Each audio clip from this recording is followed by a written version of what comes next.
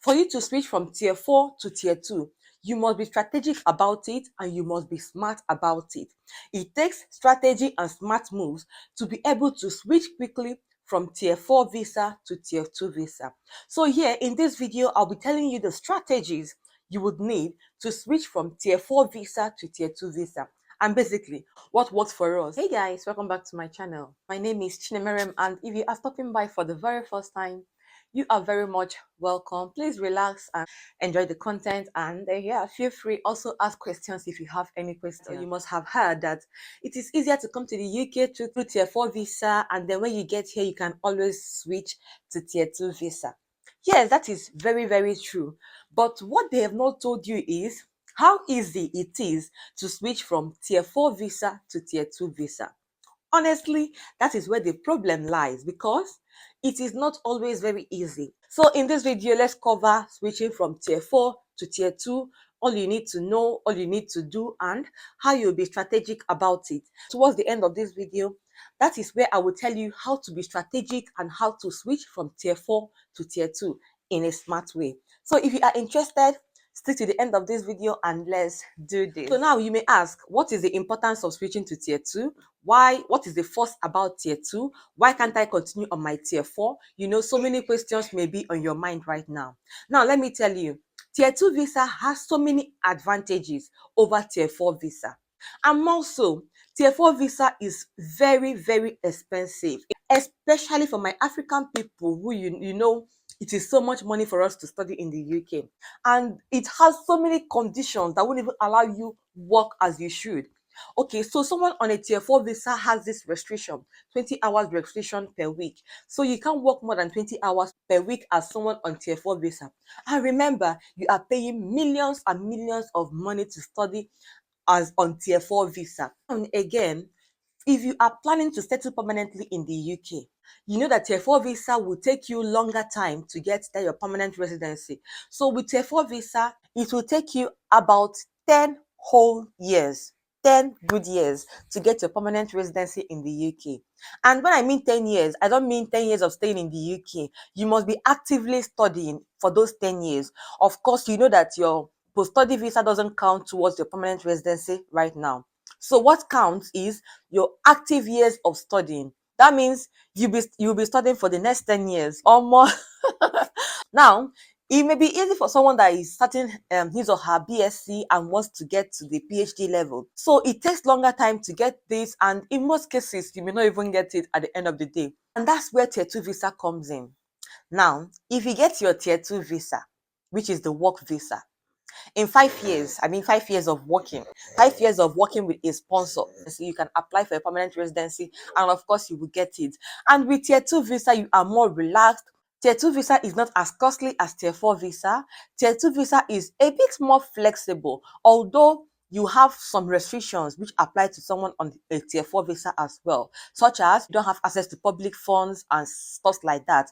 But I mean, it is not a big restriction, as in, you know, as a tier 4 visa holder. I'm saying this because I've been on that tier 4 visa. I came to the UK on tier 4 visa, and I know how expensive it is. So first of all, for you to be able to switch from a tier 4 visa to a tier 2 visa, of course, you should already be studying on a tier 4 visa, and your course should be at least 9 months and above. For you to be eligible to switch, you must be completing, or you must be on your way to complete, a UK bachelor's degree, or a UK master's degree, or a UK postgraduate certificate in education, or a UK PhD program. But with PhD, you have some exceptions. So you don't have to be on your way to complete your PhD before you can switch. You can switch 12 months into your program. Now, there are times when you can and cannot switch from tier 4 to tier 2 visa, depending on your program. You must have completed your bachelor's degree or your master's degree, or you must be completing these programs in the next 3 months. Now, for PhD, yours is different. You don't have to be on your way to complete before you can switch. If you have completed at least 12 months of study in your most recent leave to remain in the UK, you can switch from tier 4 to tier 2. And You can still continue with your PhD, but now you can now be more boss than you were before. Because if you are a full-time student who was on that 20 hours restriction per week, you can now go back to your university or to whoever and say, you know what, now that I've switched from tier 4 to tier 2, I would like to convert my PhD from full time to part time. And what that means is that you can now work full time instead of 20 hours a week. You should have already switched to tier 2 before you start giving all these conditions. Don't go and dish out conditions to your university when you have not switched or you are not even sure of switching. Be very, very, very careful. When you switch from full time to part time, of course, your tuition fee will reduce. You won't be paying as much as you were paying when you were a full time student. So many things will change for you, and to me, it's a plus somehow.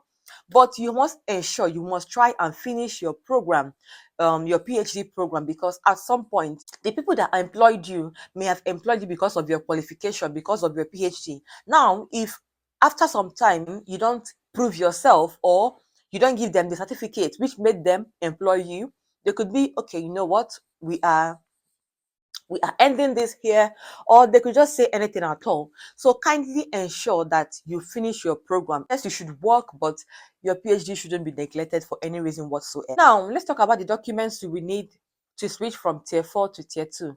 First of all, the most important document you will need that is your COS, that is your certificate of sponsorship. It is that letter that your sponsor would give you and say, okay, we are willing to sponsor you, and for this amount of years, for this amount of months, stuff like that. So your COS is the most important document. The next document you would need is your certificate. Of course, that thing that is saying that this guy studied or this lady studied in the UK, or he's currently studying a PhD in this, stuff like that. So if you don't have any of this at the moment, you don't have to panic at all. All you need to do is just to write them and tell them that in 3 months' time, I'm expecting my results, and that kind of a thing. And for PhD as well, all you need to do is to tell them that you are a PhD student and give them proof. Your proof can be your CAS. Also, you can ask your university to provide you a letter you can submit to them as proof of your studentship in the UK, and they won't deny you such. Your age will also count. If you are below 16 years, you would need a written consent from your parents, but I don't think there will be anybody that will be on that BSc graduation or MSc that will still be below 16. But just in case stuff like that happen, you should get a written consent from your parents. You also need maintenance fund, which is very important, but it won't be as huge as your tier 4 maintenance fund. You would need to fill your application form. You also pay your visa fees, all right? But all these things are also cheap, cheap, cheap. Even if they're not cheap, you'd also recover them in 1 year of working. You may pay for 3 years or for 5 years, depending on how long your employer or your sponsor is willing to sponsor you. And of course, you would pay your immigration health surcharge. It is so, so, so important to the UK people. And you pay for each year up to the number of years you are applying for the visa. These are the main documents you would need. And of course, any other thing you feel will support your application will be important to add this in your application. And if you have dependents as well, what you have done for yourself, you will also do for each of your dependents. Now, the main part of this video, which is switching strategically and in a smart way. So it takes smart move. Number 6. So first of all, the plan to switch from a tier 4 visa to tier 2 visa should start even before you come to the UK. If you are in the UK already and you didn't plan, very good. So thank God you are watching this video now. You can plan now. How do you plan? The first thing is, if you are married, there are jobs that are on the shortage occupation list. And if you've got any qualification in that area, you've got more chances of getting a sponsored job. Now, that partner who has a qualification that is on that shortage occupation list, I've got a video on my channel about the shortage occupation list in the UK and the jobs that are on there. So any partner, any one of you that holds a qualification in any of those jobs can become the dependent. Do you know already that that dependent is not restricted to how he or she can switch? He or she can decide to switch today if he or she gets the job. And then the other partner cannot become the student, maybe the master student or the PhD student. For undergraduate students, right now, I'm not talking about you because you are not allowed to have dependents. So this is for masters and PhD. People have applied for these jobs from outside the UK, and for some reason, they've done all the tests, they've done all these things, and then it seems like, well, this job is not forthcoming. This, but for some reason, I don't know why. Once your location changes to UK, you have more chances. The student can continue his or her studies while you can start hunting for jobs. You start hunting for sponsored jobs. There are so many of them. If you finally get the job and you go on tier 2 visa, that is good news, isn't it? What happens is that the student now can decide to continue on his or her student visa, especially if your course is for 1 year. But if you want, you can also switch and become your dependent. That means at this point, your dependent becomes the primary visa holder. And you can decide to be the dependent at this point, or you can decide to finish your program and then um, become the dependent. But if you're going for a PhD program, which is about 4 years or 3 years, I think it would be okay to switch immediately your dependent gets the tier 2 visa. Except you want to, it all depends on you as well. But for me, I would switch immediately. This doesn't mean that the person that has the qualification, those qualifications that are on the shortage occupation list cannot come as a student. Don't get me wrong. There are many ways to do this. I'm just giving you one or two ways, all right? The person that has this qualification as well, doctors, nurses, and the rest, can come as the primary visa holder. That's a tier 4 student, all right? All that means is that when you guys come to the UK, the main primary visa holder and the dependent can start hunting for jobs, and you may be lucky. I know that some people consider let the woman come as the student and let the man come as a dependent so that the man will be able to work. Women, there are so many restrictions to working. Not like there are so many restrictions, but there are so many things that can tie you down as a woman, especially if you've got kids or you are going to get pregnant soon. All right. So, these times when you are pregnant, you may not work as much as you want to, you have to take care of the kids and all of that. This family life is shifted more to the women than the men. I know you will say yes, in the UK it is 50-50, but there is still some kind of more responsibilities on the woman's part than on the man's part. When it comes to the kids, taking care of the kids, the family, stuff like that. Why the financial aspect of it is more of the man, even though we all try to say we share bills, all of that.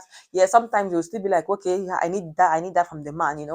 But then you can just check your circumstances and then decide what is best. Okay. So if you're lucky, if the dependent is a man and the man is the doctor, that's the good thing. The woman can come and start studying, and then the doctor can come and start job hunting, or a nurse. When you hear me say doctor, doctor, doctor, that doesn't mean that it is only doctors that are on this list. I'm just using doctors and nurses as examples. Now, this is one of the ways I feel, yeah, you can do it. Another one is, now this one is for whether you are married or not.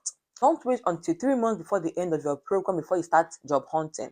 I know they've said that you cannot switch until 3 months to the end of your program. Fair enough. But don't wait until then to start job hunting.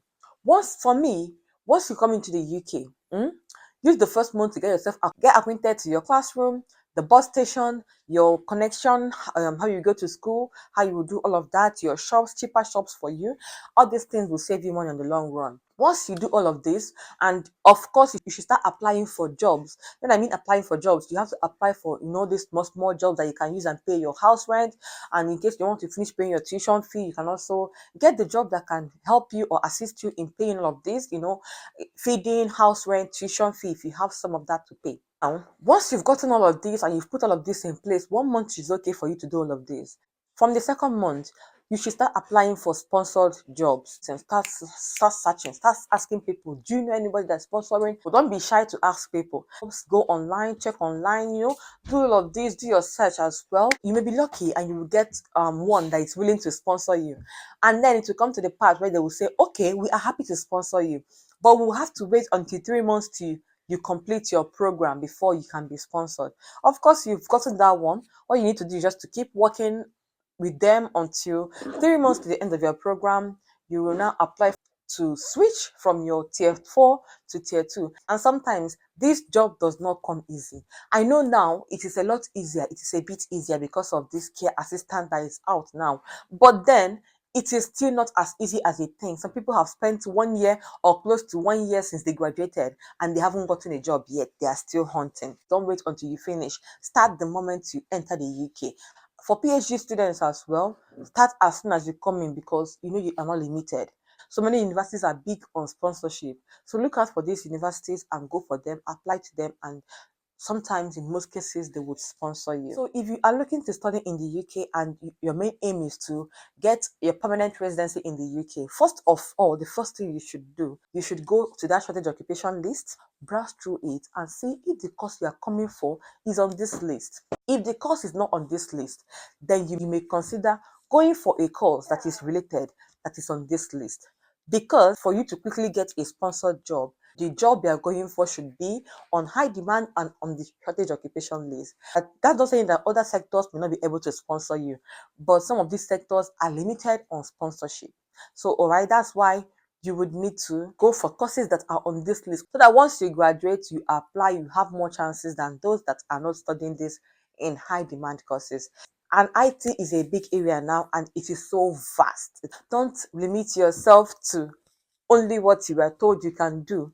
Broaden your horizon, go beyond the classroom learning, go beyond the classroom trainings, and push for more. These are the three strategic ways to switch from tier 4 to tier 2. See, there is no shortcut to it. This is the only shortcut you can do. So use yourselves. If you are married, if you are single, also use yourself, use your brain. Let's consider all of this, and I wish you guys the very, very best. I hope it was helpful. If you have any questions for me at all, please let me know in the comment section. You can also connect with me on Instagram, Chineme Blessy, ask me questions, and of course, I would answer your questions. And also ask in the comment section if you have any questions. And finally, kindly share this video to your friends, family, and loved ones. All right. So yes, that's that about this video. So that's me saying thank you guys for watching, and until I see you again in my next video, do take care, stay safe, and as always, bye.